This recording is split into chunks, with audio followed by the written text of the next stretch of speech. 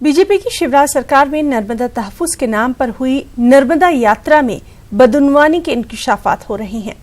CAG ने अपनी audit report में यात्रा पर किए गए खर्च की जानकारी न मिलने पर ऐतराज जाहिर किया है।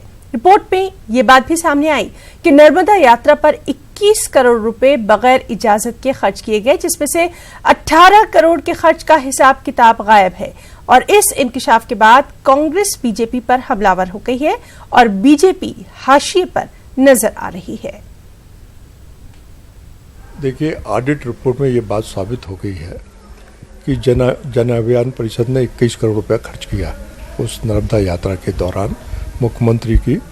मैं समझता हूँ बहुत ही गंभीर मामला है और इसकी जांच होनी चाहिए और इस तरीके से जनता के पैसे को नहीं लूटा जाना चाहिए।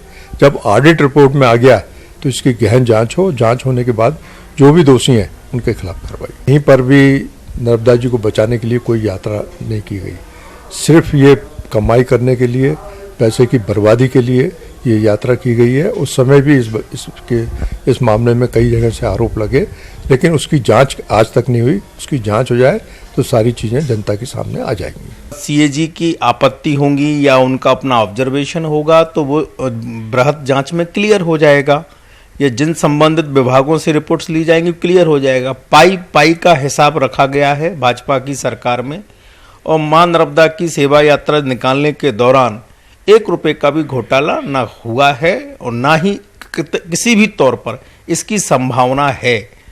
मात्र सीएजी की रिपोर्ट है, सरकार चाहे जांच कराए। मध्य प्रदेश के उजाला कमलनाथ ने झाबुआ जिमनी इंतखाबात के लिए कांतिलाल भूरिया के लिए रोड शो किया। हेलीकॉप्टर से झाबुआ पहुंचे कमलनाथ का कहना है कि हर चुनाव एक चैलेंज होता है। झाबुआ का चुनाव कांग्रेस भारी वोट से जीतेगी। कमलनाथ ने कहा कि पूरी कांग्रेस मुत्तहिद है और कांग्रेस ने जो तरक्की के काम किए हैं उस पर अवाम भरोसा करेगी। वहीं 100 से ज्यादा बीजेपी कारकुनान ने कांग्रेस का हाथ थाम लिया है। उजाला कमलनाथ की मौजूदगी में इन तमाम लोगों ने कांग्रेस की रुकनियत हासिल की।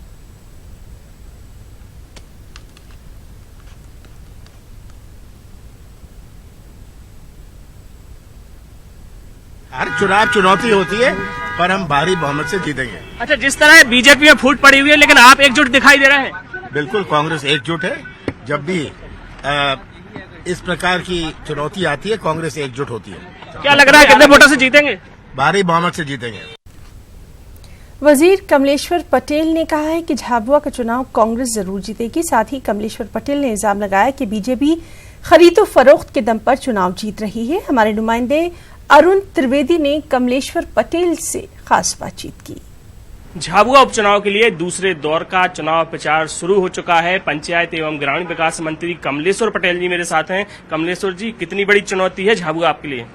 झाबुआ विधानसभा चुनाव कोई चुनौती नहीं है। यहाँ की जो जनता है वो भली भांति समझ चुकी है हमारे 9 महीने के कार्यकाल में जिस तरह से तेजी से काम हुए हैं झाबुआ में, तो झाबुआ ही नहीं पूरे मध्य प्रदेश में जिस तरह से महत्वपूर्ण निर्णय लिए गए हैं, तो इससे यहाँ के जो ग्रामीण जन हैं चाहे शहरी लोग हैं, सबको बहुत अच्छे से इस बात का आभास है कि कहाँ हमारा हित है और हम लोग जहाँ भी जा रहे हैं भारी जन समर्थन मिल रहा है और पूरी तरह एक तरफा चुनाव है। कांग्रेस भारी मतों से जीतेगी। 3 बार से यहाँ बीजेपी जीत रही है, कांग्रेस की क्या रणनीति है इस बार? देखिए, छत्तीसगढ़ के महासमुंद में रेत माफिया रात के अंधेरे में गैर कानूनी तरीके से खुदाई कर रहे हैं और कवानीन की खुलेआम धज्जियां उड़ाई जा रही हैं। आप देखिए ये रिपोर्ट। मुझे इजाजत दें, आदाब।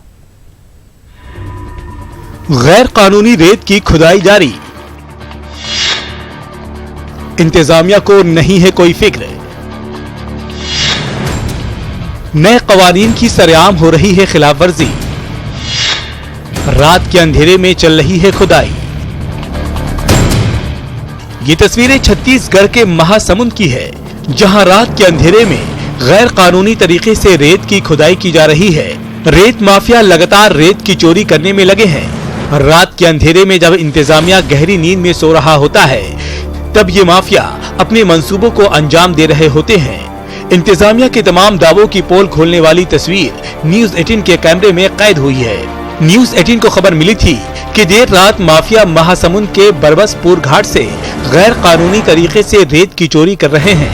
खबर पर मुहर लगाने के लिए टीम NH-53 में बरबसपुर चौक के पास पहुंची, जहां रेत से भरी गाड़ियों की आमदोरफ्त लगी हुई थी।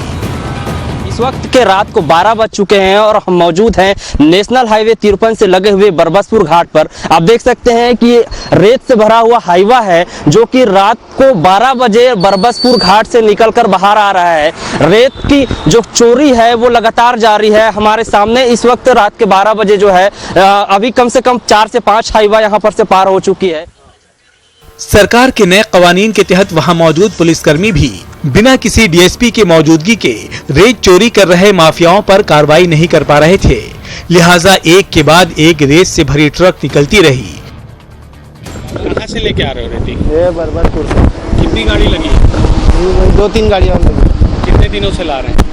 ये तो ऐसी चलते रहते हैं। चलते रहते हैं। हाँ। किसकी गाड़ी है? ये आरंग का गाड़ी है। कौन है मालिक? वही युगाल किशोर शर्मा जी। कौन से खदान से लेके आ रहा हूँ? वही गांव से साहब। कौन से गांव से? ये बरबसपुर। बरबसपुर से। कौन भरवाया? लोड कौन करवाया? वो ऐसी सब लाते हैं। रेत चोरी का ये मामला पहला नहीं है।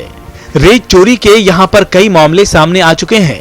बावजूद इसके इंतजामिया की सुस्त रवि और सफेद पोशों की दखलंदाजी की वजह से माफिया बेखौफ होकर रेत चोरी के खेल को अंजाम दे रहे हैं। महासमुंद से न्यूज़ 18 के लिए मनोहर सिंह राजपूत की रिपोर्ट।